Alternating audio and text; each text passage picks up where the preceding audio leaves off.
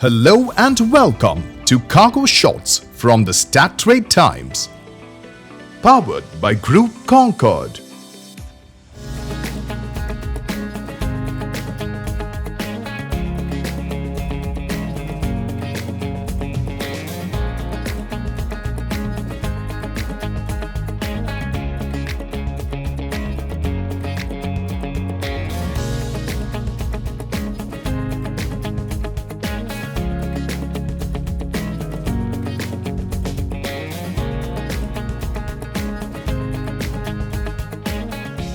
Here's our pick of the best news shots that made the headlines this week. Let's first take a look at the financial results announced last week.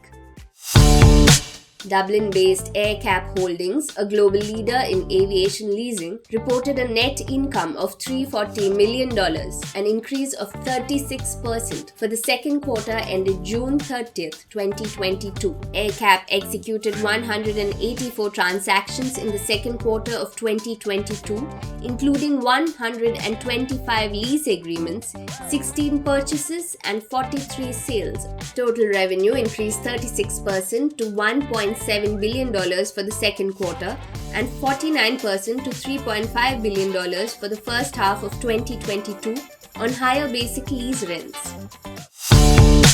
Deutsche Post DHL Group reported a 23.4% increase in second quarter revenue at $24.5 billion on strong demand as a reliable logistics partner. The group reported operating profit or EBIT of $2.37 billion compared to $2.17 billion in the second quarter of 2021, recording an increase of 10%.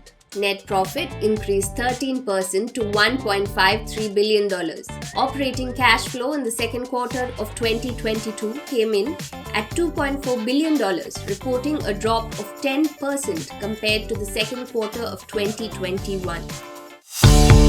Cathay Pacific reported more than 9% increase in cargo revenue at $1.6 billion for the first half of 2022 on nearly 70% increase in yield that offset a 36% decline in cargo traffic.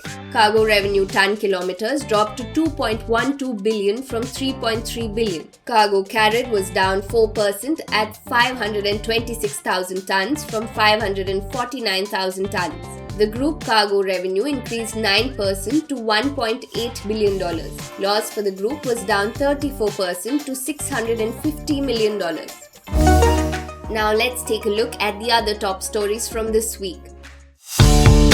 UPS on Monday announced plans to acquire Bomi Group, an industry-leading multinational healthcare logistics provider. The transaction is expected to close by the end of the year, subject to customary regulatory review and approval. The acquisition will add temperature-controlled facilities across 14 countries and nearly 3,000 highly skilled Bomi Group team members to the UPS healthcare network in Europe and Latin America. With the move, over 350 temperature-controlled vehicles and 4 million square feet will be added to the UPS Healthcare global footprint, offering customers access to faster shipping times, greater production flexibility, and offerings to help them attract new businesses.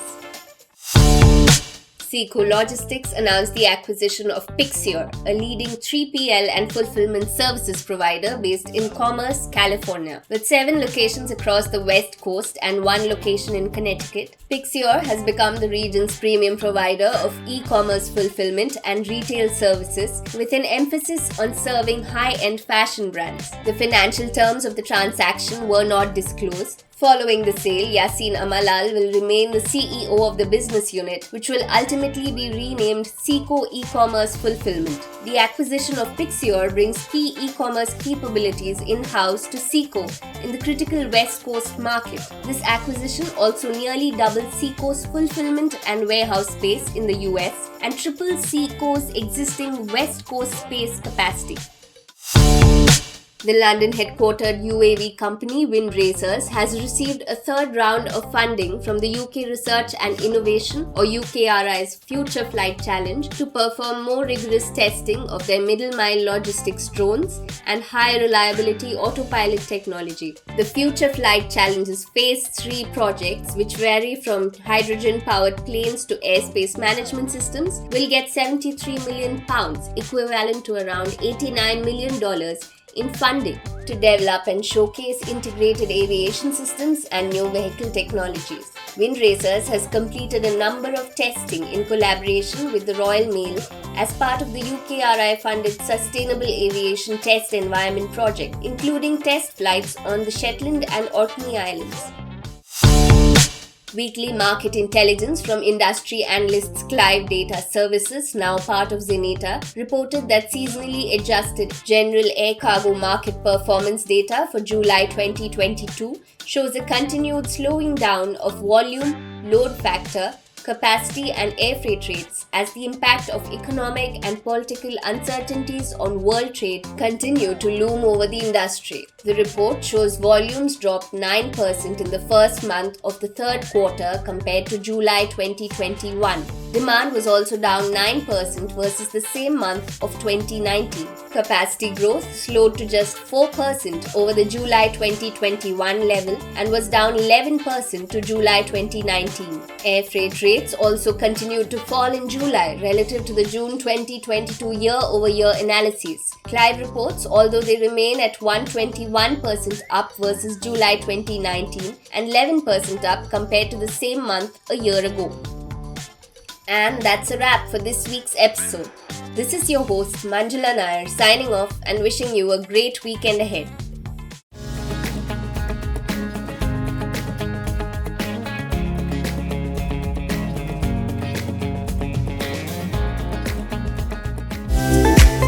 For the latest news on air freight, visit our website.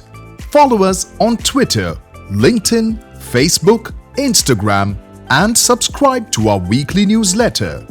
Give our YouTube channel a visit and subscribe to access our past webinars and virtual conferences and access exclusive one-on-one interviews with global logistics leaders.